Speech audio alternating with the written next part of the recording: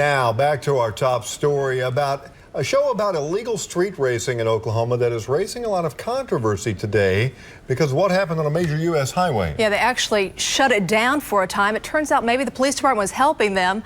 News 9's Dana Hurtnicki has more in the top story. These burnout marks here show part of the area where State Highway 81 was shut down for several hours while the crew taped the show. And they were not happy when our cameras showed up too. The Discovery Channel show Street Outlaws is said to be about illegal racing on the streets of Oklahoma City. But in reality, this weekend they were shooting about 20 miles outside OKC in Union City. You need to leave. This guy wearing a T-shirt identified himself as a, quote, police officer in Oklahoma and was adamant about us not being there. It is a permitted area. It is closed. It is closed.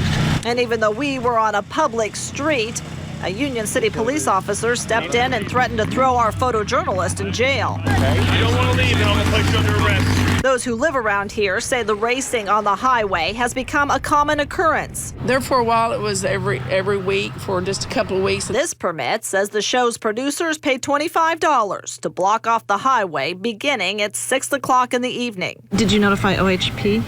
Did not. Anytime that you would shut down a U.S. highway that's designated a commercial motor vehicle oversized load route without prior approval, we really frown on that. The Highway Patrol says all this brings up a host of concerns. But if the roadway is going to be shut down, we really would rather that it not be for illegal purposes, such as illegal street racing. In addition, Randolph says they don't believe there were the proper traffic notices or alternative routes set up.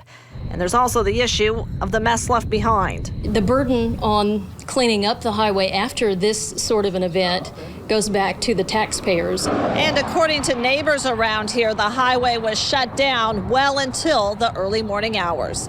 Dana Hurtnicki, News 9. And as for the issue of our cameras being on site, the officers on the scene originally said we weren't permitted to be there, but the police chief today told us we were creating a hazard. We were. OSU professor and First Amendment expert Joey Sinnott says we have every right to be there.